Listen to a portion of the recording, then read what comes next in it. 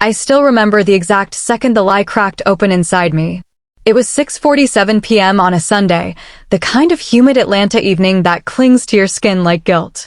I sat in my car outside the house I grew up in, white columns, black shutters, a lawn so manicured it looked like it had been bullied into submission. My palms were slick on the steering wheel, fingers leaving damp prints on the leather. 6 months since I'd let myself be dragged back here. 6 months since I'd swallowed their laughter like shards of glass and pretended it didn't cut. I killed the engine. The silence rushed in, thick and suffocating, the kind that makes your heartbeat sound like a drum in a cathedral. My name is Lila. Not the version they know, the one who still wears the same shy smile from high school yearbook photos, the one who nods when they call my business cute, the one who apologizes for taking up space. The real Lila. The one who hasn't slept in 3 days because numbers keep dancing behind my eyelids, revenue projections, supplier contracts, the $7 million wire that just left my account and bought the house my brother swore was his birthright. The one who cried in a warehouse bathroom at 2 a.m. when a supplier vanished with 50 grand and my entire life savings. The one who rebuilt it all in silence, brick by brick, tier by tier, until the empire they mocked had a pulse stronger than theirs. I stepped out. Gravel crunched under my heels like tiny bone snapping. The air smelled of magnolias and judgment. I walked up the path I used to run down as a kid, chasing fireflies, dreaming of a world where I wasn't the afterthought. The front door opened before I could knock. Mom, Vivian, stood there in pearls and a cardigan the color of weak tea, her hair sprayed into submission, her smile a practiced curve that never reached her eyes.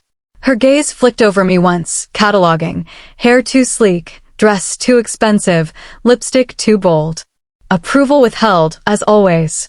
You're early, she said. Not a greeting. An accusation. As if my existence was an inconvenience she hadn't scheduled. Inside smelled of lemon oil, roast chicken gone slightly dry, and the faint metallic tang of disappointment. Dad, Grant, was in the dining room, carving the bird with the same military precision. He used to carve my confidence into neat, manageable pieces. My brother, Theo, leaned against the doorway in a navy blazer that cost more than most people's rent, his phone glowing in his hand like a talisman. He didn't look up. Traffic was light, I lied, my voice steady despite the storm in my chest. Mom took the bottle of wine I offered, mid-range, on purpose, a subtle jab, and set it aside without comment, like it was beneath her. Dad grunted, a sound that could mean anything from acknowledgement to dismissal. Theo finally glanced up, smirked, the same smirk he'd worn since we were kids, the one that said you'll never catch up. Still playing with candles, Lil? He asked, his voice dripping with the casual cruelty of someone who'd never had to fight for anything. I smiled. The kind that doesn't reach the eyes. The kind I'd perfected over years of being the punchline. Something like that. We sat. Dad at the head, the throne he'd claimed since I could remember. Mom to his right, her napkin folded into a perfect swan. Theo to his left, golden, untouchable, already wearing the suit he'd die in. Me facing the wall where a single framed photo of me hung like an afterthought. Senior prom, braces still on, Theo's arms slung around me like I was a prop in his story. The rest of the shelf was a shrine to Theo. Theo at Yale. Theo closing his first deal. Theo shaking hands with the mayor. My photo was half hidden behind a crystal vase, like even the frame was embarrassed to be seen. Dad served Theo the best slice of breast meat, the juicy part one used to beg for as a kid. Mom passed the green beans with a flourish, her rings clinking against the bowl. Conversation flowed around me like I was a rock in a stream, invisible, irrelevant. Theo talked numbers. A merger. A bonus. A house on Ridgeview Crest, the glass house, he called it. 7 million. Floor-to-ceiling windows that framed the city like a painting. A staircase that floated like it was held up by money and ego. A kitchen with marble islands big enough to host a wedding. A master suite that spanned the entire east wing, with a bathroom that had a soaking tub you could swim in. It's mine by Friday, he said, cutting his chicken with surgical calm, his fork glinting under the chandelier. All cash. No contingencies. The agent says it's a done deal. Mom's eyes shone with the kind of pride she'd never wasted on me. Dad raised his glass, his voice booming. That's my boy. Always one step ahead. I chewed. Swallowed. The chicken tasted like cardboard and childhood, dry and flavorless, sticking in my throat. I sipped water to wash it down, the glass cold against my lips. And you, Lila? Mom asked, finally remembering I existed, her tone laced with the same pity she used when I brought home a B+ in middle school. How's the Etsy thing? I set my fork down. The clink echoed, louder than it should have. Every eye turned to me, expectant, amused, already bracing for the punchline. Actually, I said, my voice clear, deliberate, I've been house hunting too. Silence. A beat. Then Theo laughed, sharp, delighted, cruel, the sound slicing through the room like a blade. Good one, sis, he said, wiping his mouth with a napkin, his eyes gleaming with triumph. Maybe you can afford the guest cottage. Or a nice shed. Dad chuckled, a low rumble that shook the table. Mom patted my hand, her rings cold against my skin. Sweetheart, hobbies are lovely, but it's time to think about stability. A real job. Benefits. A 401k. I nodded. Smiled. The shield I'd built over years of being invisible.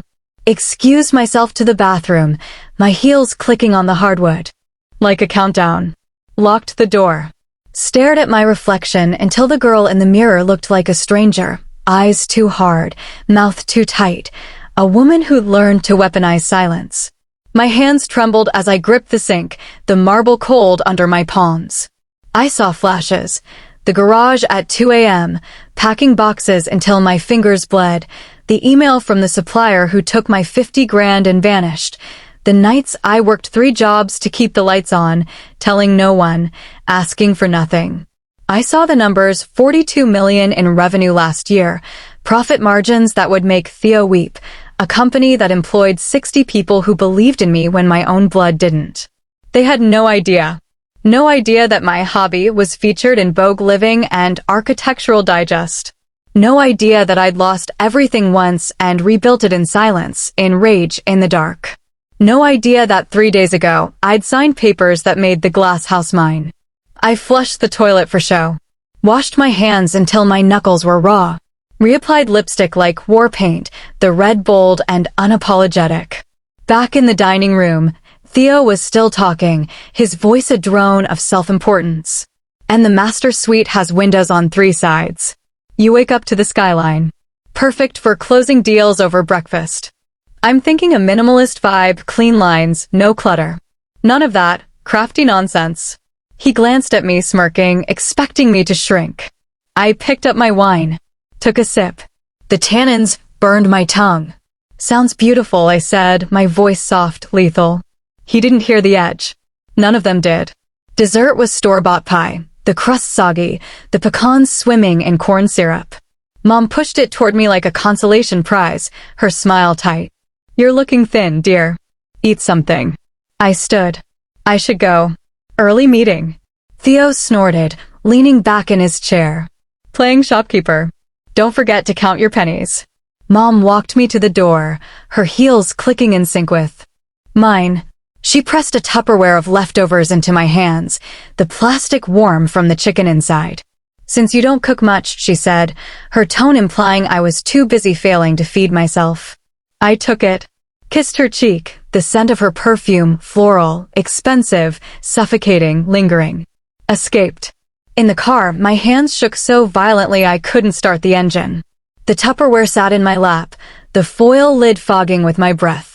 I dialed Jonah, my COO, my friend, the only person who'd seen me cry at 3 a.m. over inventory spreadsheets, who'd held my hand when I thought the business would die. How bad? He asked, no preamble, his voice a lifeline in the dark. They laughed, I whispered, my voice cracking like thin ice. They laughed when I said I was house hunting. Theo's buying the glass house. 7 million. All cash. They toasted him like he hung the moon. Silence. Then, you want the house? I looked at the Tupperware.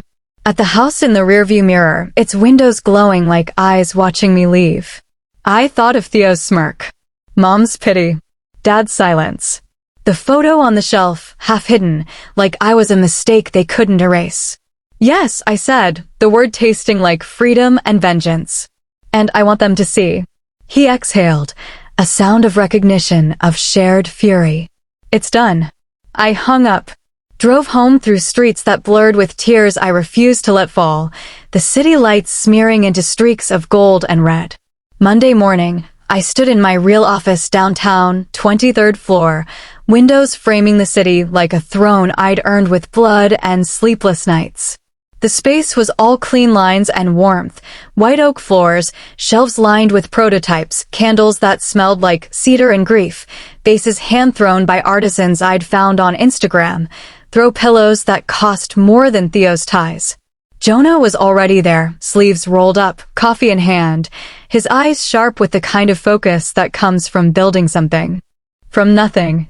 Offers in, he said, sliding a tablet across my desk. LLC, all cash. No contingencies. Closes tomorrow. I stared at the listing on the screen. The glass house. Sleek lines that cut through the sky. Marble floors that gleamed like ice. A kitchen with islands big enough to host a wedding, appliances that cost more than cars. The staircase, glass and steel, floating in midair, a monument to ambition. Theo's dream. My weapon. You sure? Jonah asked, his voice soft, searching. I thought of Theo's laugh, sharp as a slap. Mom's hand on mine, cold and dismissive. Dad's grunt, the sound of a door closing. I thought of the girl I used to be, hiding in her room, sketching business plans on notebook paper, dreaming of a world where she wasn't invisible. I've never been more sure, I said, my voice steel. He grinned, the kind of grin that comes from knowing you're about to change the game. Then let's make it hurt. The next 48 hours were a blur of wire transfers, NDAs, and interior designers on speed dial. I didn't sleep. I didn't eat. I just moved. My phone buzzed with confirmations. The LLC was airtight, my name buried under layers of legal armor. The realtor, Clara, a woman who'd once dismissed my candles as charming, called to gush about the offer. Fastest close I've ever seen, she said. The sellers are thrilled. I didn't tell her Theo's agent had called too, frantic, begging for an extension. I didn't tell her I'd smiled when I hung up. By Wednesday, the keys were mine. Heavy, cold, real. I walked through the empty rooms alone. My footsteps echoed like gunshots in a cathedral. The foyer soared 2 stories high, a chandelier dripping crystal like frozen tears. The living room opened to the city, windows so clean they seemed invisible. The kitchen was a chef's fever dream, marble islands, sub-zero fridges, a wine cooler that could hold a vineyard. I ran my fingers over the counters, the stone cool and unyielding, like the truth I was about to unleash. I climbed the staircase slowly, each step a pulse in my chest. The glass railing caught the light, fracturing it into rainbows. At the top, I stopped. Looked out over the city. My city. The skyline glittered, a constellation of ambition and betrayal. I called Jonah. Invite them, I said, my voice steady despite the tremor in my hands. To what? The housewarming. No host name, just the address. Make it sound exclusive, like the kind of party Theo would kill to attend. He hesitated, his silence heavy with the weight of what I was asking. Lila, this could destroy them. I closed my eyes. Saw Theo's face when he realized. Mom's tears. Dad's silence. The photo on the shelf, half hidden, like I was a mistake they couldn't erase. Good, I said, the word a blade. The invitations went out on thick cream cardstock, the paper so heavy it felt like a verdict. Minimalist. Mysterious. Black ink on cream, no flourish, no apology. Housewarming. 7 p.m. Ridgeview Crest Glass House. Come see what money buys, asterisk asterisk. Mom called first, her voice breathless with excitement. Lila, did you get this? Some tech billionaire must have snatched Theo's house. You have to come, networking. You could meet someone who'd hire you for a real job. I smiled into the phone, my reflection in the office window sharp and unforgiving. Wouldn't miss it. Theo texted the family group, his message dripping with bravado. Asterisk some trust fund assholes stole my house. Whatever. I'll network the shit out of this party. Free booze and schmoozing? I'm in, asterisk. I didn't reply. Just saved the screenshot. Evidence. The night of the party, I stood in the master suite and stared at my reflection. The room was vast, windows on 3 sides, the city sprawling below like a map I'd conquered. My dress was black, severe, cut to kill. No jewelry. Hair down, loose waves that caught the light. Lipstick the color of fresh blood, a warning and a promise. Jonah found me pacing. My heels sinking into the plush carpet. You look like you're about to commit murder, he said, his voice half teasing, half concerned. Maybe I am, I said, my reflection staring back, unblinking. He handed me a glass of champagne, the bubbles rising like tiny rebellions. To the woman who built an empire in the dark, he said, his eyes fierce with pride. I clinked his glass. Drink. The champagne was cold, sharp, perfect. Downstairs, the house glowed. Caterers in black ties moved like shadows, setting out trays of caviar, truffle arancini, champagne flutes that caught the light like diamonds. A string quartet in the corner played Vivaldi, the notes weaving through the air like smoke. Every surface gleamed. Every candle was from my line hand-poured, $180 each, scented like victory and vetiver, their flames flickering in glass jars that cost more than Theo's shoes. The throw pillows were my design, the vases, the linens, every detail a silent rebuke to the word cute. Guests arrived. Tech bros in tailored suits. Influencers with perfect teeth. A design editor from Elle Decor who'd once called my brand the future of home. They oohed and awed and whispered, asterisk, who lives here? Tech money? Old Atlanta wealth? A celebrity, asterisk, they sipped champagne, took selfies against the windows, marveled at the staircase that seemed to defy gravity. I floated among them. Invisible. Waiting. My heart pounded so hard I thought it might crack a rib. Then I saw them. Dad first, striding in like he owned the place, his eyes surveying the marble like he was appraising it for flaws, his jaw tight with the need to find something lacking. Mom clutching her purse, her pearls gleaming under the chandelier, touching a vase on the console table and muttering, "This looks familiar, like something from Lila's little shop." Theo, already halfway through a bourbon, his tie loosened, telling some banker, "Place is over-designed. Too much glass. I'd have done it cleaner. More masculine." I climbed the staircase. Each step deliberate, my dress whispering against the glass, my pulse a war drum. At the top, I stopped. Looked down. The room was a sea of faces, but I saw only 3. Jonah tapped a glass with a spoon. The crystal chime cut through the chatter. The room hushed, heads turning, eyes finding me. I spoke, my voice clear, amplified by the acoustics of the vast space, carrying to every corner. This house cost $7 million. Paid in full. From the company you called a hobby. Every candle, every vase, every throw pillow, designed by me. Sold by me. Paid for by me. Welcome to my home. Silence. Absolute. The kind that makes your ears ring. Then Theo's glass shattered on the marble, bourbon splashing like blood. Dad's face went white, his mouth opening and closing like a fish drowning in air. Mom's hand flew to her throat, her pearls clinking as she clutched them. Theo stared up at me like I was a ghost, his eyes wide, uncomprehending, the smirk gone, replaced by something raw and unrecognizable. I descended slowly. Each step a verdict, my heels clicking like a gavel. Guests murmured, a low hum of shock and admiration. Phones came out, discreetly, then not. Someone started clapping, a slow, deliberate sound that spread through the room. I stopped halfway down, my hand on the glass railing, the city glittering behind me. $42 million in revenue last year, I said, my voice steady, cutting through the whispers. Cash flow positive. No debt. No investors. 60 employees who believe in me. Features in Vogue, Elle, Architectural Digest. This isn't a hobby. It's an empire. A woman I recognized from Vogue living approached, her eyes wide, champagne flute trembling in her hand. Lila James? This is yours? We featured your winter line last month. The cashmere throws are selling out nationwide. I smiled. Real this time, sharp and unguarded. Thank you. There's more where that came from. Dad pushed through the crowd, his face flushed, his hands trembling as he grabbed my arm, pulling me aside near the quartet, their bows frozen mid-note. What the hell is this? He hissed, his voice low but sharp, his breath hot with bourbon and panic. Some kind of stunt? A prank? I pulled free, my movement smooth, deliberate. This is what happens when you stop asking permission, I said, my voice ice.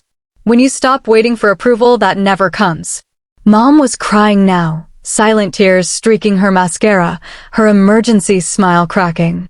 We always knew you were creative, she said, her voice trembling, grasping for control. We're so proud. I laughed. It sounded like breaking, raw and jagged, echoing off the glass. Proud? I repeated, the word a blade. You laughed when I said I was house hunting. You called my life's work cute.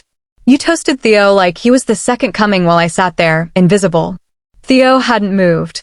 His eyes were fixed on the staircase, on the life he thought was his, now mine. His hands shook, the bourbon glass gone, his knuckles white. I walked past them to the bar, poured myself another champagne, the bubbles sharp against my tongue. Theo followed, his steps unsteady, his face a mask of rage and shame. You can't afford this, he said, his voice low, venomous, barely controlled. Who's bankrolling you? Some investor? A sugar daddy? There's no way. I turned, met his eyes, the same eyes I'd grown up with, the ones that always looked through me.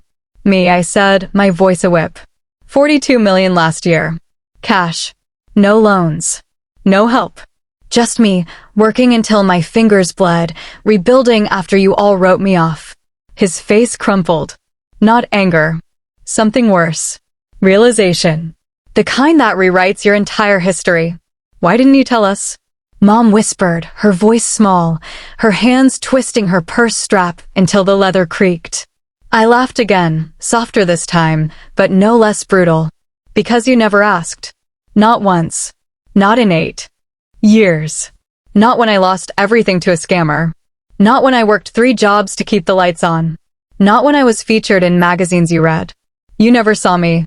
Why would I beg for your attention? The truth landed like a slap, sharp and final. Theo retreated, his shoulders hunched, making a beeline for Dad in the corner. They huddled, their heads close, their whispers frantic, their glances darting to me like I was a bomb about to detonate. I turned to find Mom approaching, her emergency smile firmly in place, the one she used when Theo crashed the Lexus at 16 or when Dad's racist comments offended dinner guests. She air-kissed near my cheek, her perfume cloying. Lila, darling, she said, her voice honeyed with desperation. What a lovely surprise. We always knew you were smart with money. Revisionist history, already rewriting the past to save face. I sipped my champagne, let the silence stretch, let her squirm. Dad joined us, sliding an arm around Mom's waist, his smile strained. Quite the surprising success, he said, emphasizing surprising, as if my achievement was a cosmic accident, a fluke. Tell us about your revenue model. How did you scale so quickly without institutional investors? 8 years too late, they wanted answers. 8 years too late, they were interested in my business. It's a long story, I said, offering nothing, my voice flat, final. We should have a family business dinner soon, Mom suggested, her voice trembling with newfound respect or fear. Your father has excellent contacts who might be interested in what you're doing. Perhaps, I said, non-committal, the power shift palpable, electric. For the first time in my life, they were chasing me, their eyes hungry, their pride a cracked facade.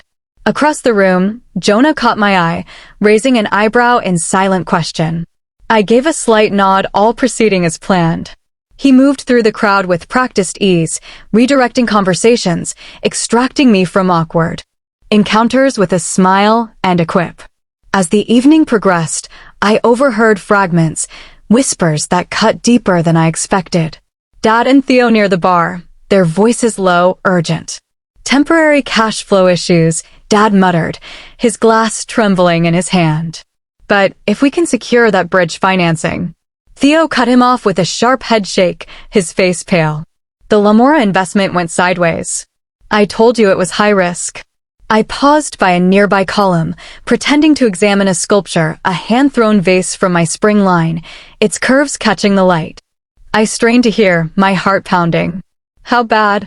Dad asked, his voice tight, the same tone he'd used when I got AC in chemistry. Bad enough, Theo replied, his voice breaking. We need to talk privately, not here. I moved away before they noticed, my mind racing, processing this new information. The golden boy wasn't so golden after all. For years, I'd assumed Theo's swagger was backed by genius, by untouchable success. Now, I wasn't so sure. The knowledge was power, unexpected, intoxicating. Later, as guests mingled around the custom marble island in the kitchen, I overheard two financial analysts, their voices low but clear. Heard Theo's firm lost the Crestwood account last month, one said, swirling his bourbon. Major blow. Not surprised, the other replied, smirking. Their last 3 investments underperformed by double digits. Lamora Homes a disaster waiting to happen. I filed it away, maintaining my hostess smile, circulating through the room, shaking hands, accepting congratulations. Jonah approached with a fresh glass of champagne, his expression telling me he'd heard the same whispers. Interesting party, he murmured, close to my ear, his breath warm. Your brother's firm isn't doing as well as he projects. Word is they've missed their last 2 quarterly targets by double digits. I accepted the champagne, our fingers brushing, a fleeting moment of solidarity. Interesting, I replied. Quietly. Let's keep our eyes open. The family that had dismissed my business acumen for years was now facing their own reckoning. I hadn't planned for this additional leverage. But as any good entrepreneur knows, sometimes the most valuable opportunities are the ones you didn't expect to find. The party ended after midnight. Guests drifted out, buzzing with the story of the night, the nobody who became a somebody, the empire built in the shadows. I stood at the windows, the city quiet now, the champagne gone flat in my glass. Jonah found me there, the house empty, the silence deafening. You okay? He asked, his voice soft, careful. I looked out at the skyline, the lights flickering like stars I'd stolen. I don't know, I said, my voice raw, the adrenaline fading, leaving something hollow in its place. He handed me a candle, my favorite scent, sandalwood and smoke, the one I'd poured myself in the early days, when the business was just a dream and a prayer. You won, he said, his eyes fierce with pride, but gentle too. I lit the candle. Watched the flame dance, small and defiant. Did I? I whispered, the words barely audible, a confession to the dark. 3 months of calculated moves transformed my company from a thriving brand into a market predator. I sat at my executive desk, the city sprawling below, reviewing the final acquisition reports with Jonah. The office was warm with morning light, prototypes scattered across the table, new candle scents, sustainable linens, a vase that had taken 6 months to perfect. Supply chain acquisition complete, Jonah said, sliding a folder across the desk. That makes 8 of Lamora Homes' key suppliers now under our umbrella. I nodded, scanning the numbers. Lamora had been struggling for months, delivery delays, quality issues, customers fleeing to my brand. Each strategic acquisition had tightened the noose, invisible, relentless. The market analysts released their report this morning, I said, passing him my tablet.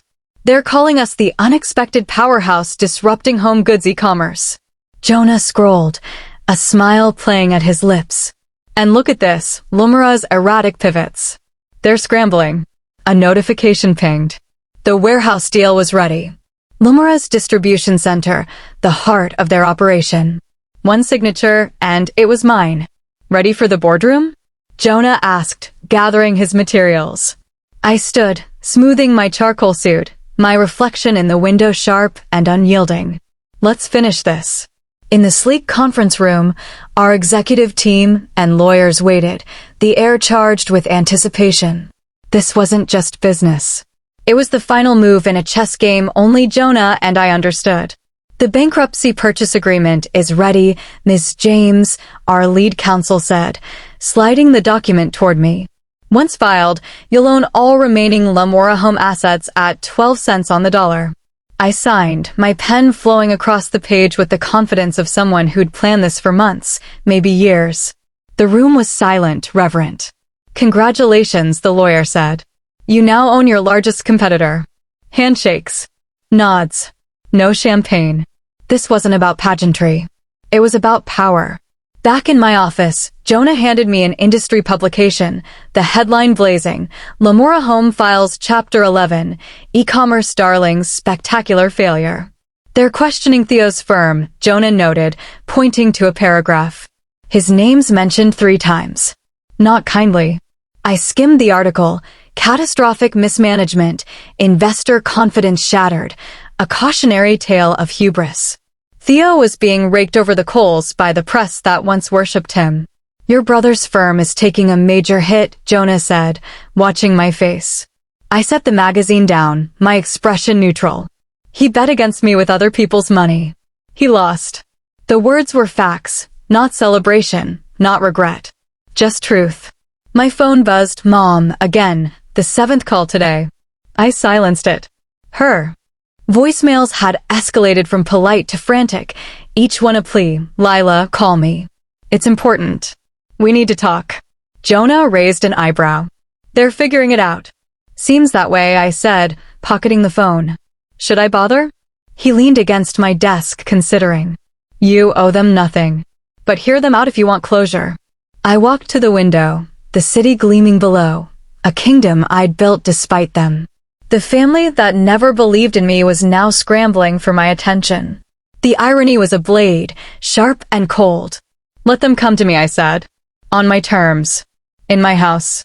I scheduled the meeting for Sunday at 5 p.m., the exact time family dinner had always been served. Symbolic, maybe, but I was past subtlety. That Sunday, I positioned myself at the top of the floating staircase, the security system chiming as their car pulled into the driveway. Through the massive windows, I watched them approach. Dad's shoulders slumped, his usual swagger gone, Mom dabbing at her eyes with a tissue, her mascara smudging, Theo trailing behind, his eyes fixed on the ground, his designer clothes rumpled, his hair unwashed. The contrast to that Sunday dinner months ago was stark, a reversal so complete it felt like a dream. I made no move to come down as they entered the foyer, their footsteps hesitant on the marble, their presence small beneath the soaring ceiling. The air smelled of my candles, sandalwood and smoke, a scent that filled the space like a memory. Come in, I said, my voice carrying, cold and clear. I turned without waiting, leading them into the living room, not offering to take their coats, not pouring water, not pretending this was anything but what it was. I settled into a single armchair, its line sharp, its fabric my design. They arranged themselves on the sofa opposite me, a shrinking trio, their faces pale, their hands fidgeting. The silence stretched, thick with history, with every dismissal, every laugh, every moment they'd made me feel small. I didn't break it. This was their meeting, their plea. Let them speak. Dad cleared his throat, his hands clasped between his knees, his knuckles white. Lila, we need your help. I raised an eyebrow, said nothing. Mom jumped in, her voice trembling, her tissue shredded in her lap. Theo has lost everything. Everything. I repeated, my tone professional, detached, a CEO addressing a failing subsidiary. Dad nodded, his face gray, his eyes avoiding mine. Our savings too. We co-signed on his investment. Our retirement. It's gone. Mom leaned forward, tears spilling freely now, her voice breaking. We need help, Lila. Alone. Just until we get back on our feet. Theo hadn't spoken, hadn't looked up, his hands limp in his lap, his golden glow extinguished. What was it, exactly, that you lost everything on?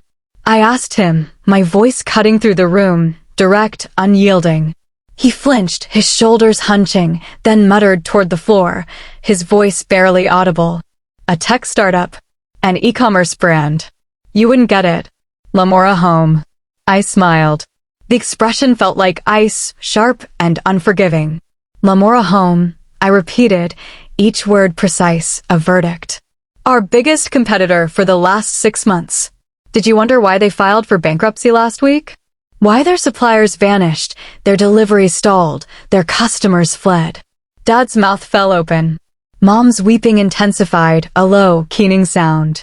It's because my company, I continued, my voice steady, relentless, acquired their supply chain. Their warehouse. Their assets. For 12 cents on the dollar. You bet against me with our parents' money. You lost. Theo finally looked up, his face twisted with anger, shame, defeat, his eyes red, his jaw clenched.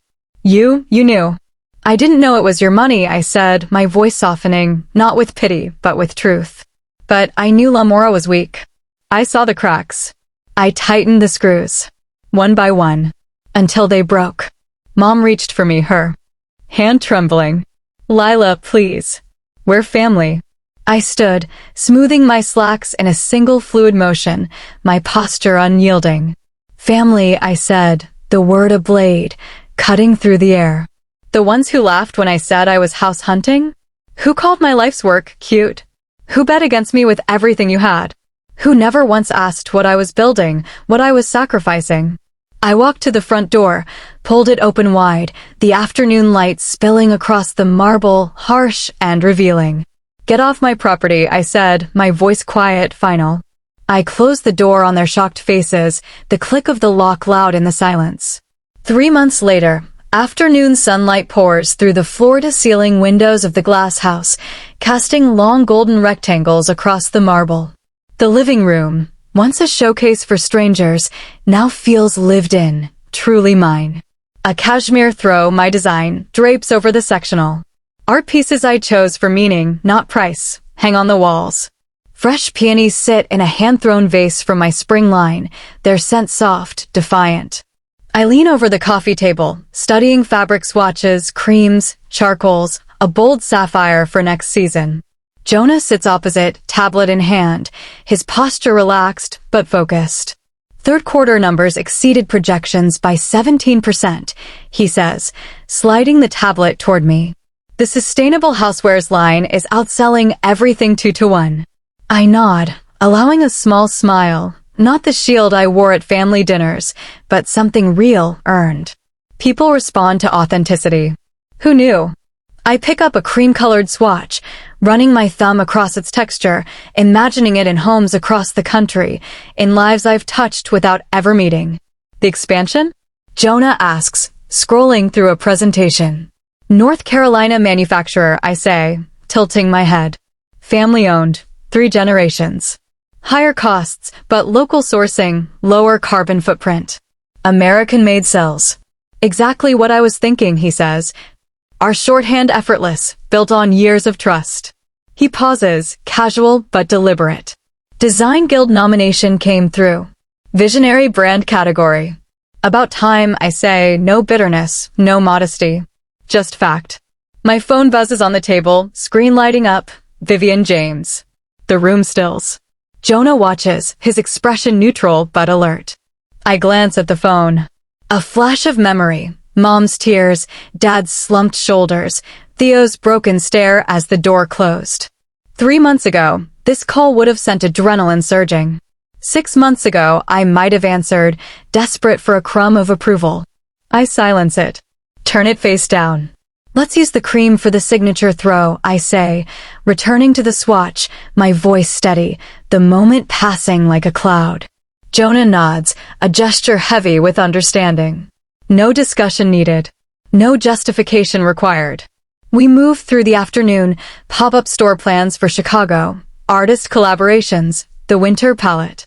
I laugh at Jonah's dry jab about a competitor's rebrand, the sound bouncing off the high ceilings, free and unguarded. I walk to the window as dusk falls, the grounds manicured, the city waking up in lights. My reflection stares back, shoulders relaxed, eyes clear, a woman who no longer apologizes for existing. This house isn't a statement anymore. It's home. Jonah packs up, heading out to meet our senior designer for dinner. Marcus is bringing his chef boyfriend, he says, grinning. Claims the guy's risotto is life-changing. Wouldn't miss it, I say, the ease of chosen family warmer than any Sunday dinner. Alone, I notice my phone for missed calls, all mom. I don't check the voicemails. I set it down, walk to the kitchen, pour a glass of wine. The candle from the party night sits on the counter, burned to a stub, its scent lingering. I think of Theo's glass shattering. Mom's tears. Dad's silence. The girl who hid in the bathroom to cry. I blow out the candle. The smoke curls upward, a question I no longer need to answer. I built an empire. I burned a family. Freedom tastes like smoke and sandalwood. And I will never sit at their table again.